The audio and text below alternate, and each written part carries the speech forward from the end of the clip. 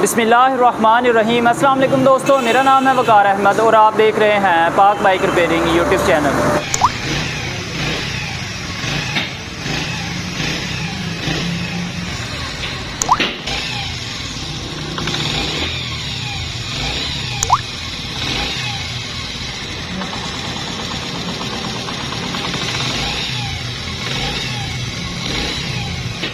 दोस्तों ये आवाज़ आपने सुनी, इंजन के अंदर से मुख्तलिफ़ किस्म की आवाज़ें आ रही हैं। एक तो शुकर की आवाज़ आ रही है और दूसरा टैपर्स टाइट होने के बावजूद जैसे ही बाइक गर्म होती है टैपर्स की आवाज़ आना भी शुरू हो जाती है। आखिर ये आवाज़ है किस चीज़ की और किस तरह से ठीक की जाती है, कितना ख़र्चा होगा, कंप्लीट डिटेल आपको इसी वीडियो में मिल जाएगी। कस्टमर का ये कहना है कि इन्होंने कुछ ही दिन पहले टाइमिंग चैन रिप्लेस करवाई। टाइमिंग चैन रिप्लेस करवाने के बावजूद भी आवाज़ आ रही है, लेकिन थोड़ी मुख्तलिफ़ किस्म की आवाज़ आ रही है। अभी आप देख सकते हैं टाइमिंग चैन ज़रूरत से ज़्यादा टाइट है।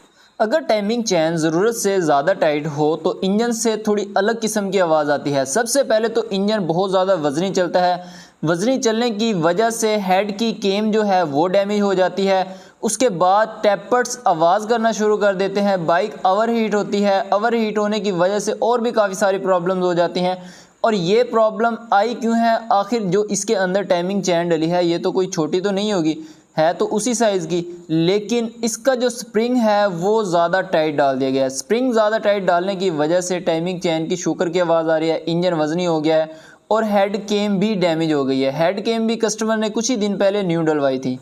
तो अभी हमने इसकी हेड केम बाहर निकाल लिया। आप देख सकते हैं हेड केम के ऊपर निशान आ चुके हैं और हेड केम हेड के अंदर लूज़ हो गई है। अभी हम जो इसके अंदर हेड केम डाल रहे हैं ये क्रॉनली फान कंपनी की डाल रहे हैं और ये डालकर एक बार हमने चेक कर लेनी है कि क्या ये वाली हेड केम हेड के अंदर ढीली तो नहीं है, लूज़ तो नहीं है। अगर ये वाली भी हेड केम हेड के अंदर लूज़ हो तो फिर आपने खरादिए से बुश लगवाने हैं। लेकिन अगर ये वाली हेड केम इंजन के हेड के अंदर लूज़ ना हो तो जस्ट आपने टैपर्स सही तरीके से एडजस्ट कर देना है, टाइमिंग चैन का स्प्रिंग नरम डाल देना है और आवाज़ बिल्कुल न्यू बाइक की जैसी हो जाएगी।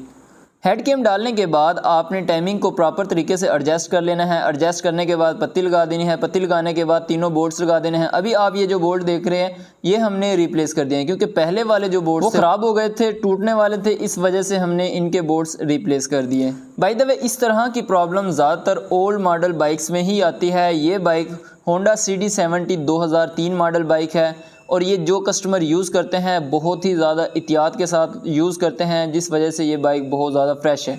काम कंप्लीट करने के बाद जब आप इस बाइक का साउंड सुनेंगे तो बिल्कुल न्यू बाइक जैसा ही साउंड आपको फील होगा। हेड केम डालने के बाद टैपर्स की प्रॉपर एडजस्टमेंट करनी है बिल्कुल जेन्युइन तरीके से। उसके बाद टाइमिंग चैन का जो स्प्रिंग है वो आपने रिप्लेस कर देना है। पहले वाला स्प्रिंग हार्ड हो तो बिल्कुल नरम स्प्रिंग होना चाहिए। जो न्यू बाइक के साथ लग के आता है बिल्कुल नरम स्प्रिंग होता है। ये आप देख सकते हैं ये स्प्रिंग बिल्कुल नरम स्प्रिंग है, जेन्युइन स्प्रिंग है। पहले जो स्प्रिंग डाला हुआ है ये हार्ड स्प्रिंग है। हार्ड स्प्रिंग आप कभी भी यूज़ ना करें।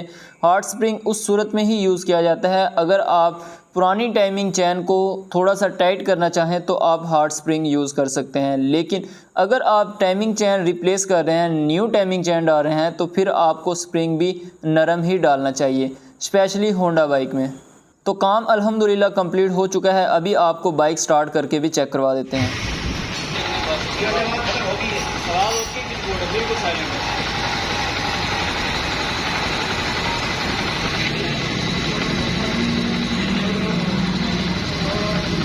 अभी बात कर लेते हैं एक्सपेंस की। आज की डेट में जो हेड केम है ओल्ड मॉडल वाली 500 या 550 के करीब आपको मिल जाएगी। स्प्रिंग आपको किसी भी मैकेनिक से यूज़ में मिल जाएगा, पुराना स्प्रिंग मिल जाएगा। ये वीडियो अच्छी लगे तो प्लीज़ लाइक कर दीजिएगा। चैनल आपने अभी तक सब्सक्राइब नहीं किया तो प्लीज़ सब्सक्राइब कर दीजिएगा। मिलते हैं इंशाल्लाह नेक्स्ट वीडियो में, तब तक के लिए अल्लाह हाफिज़।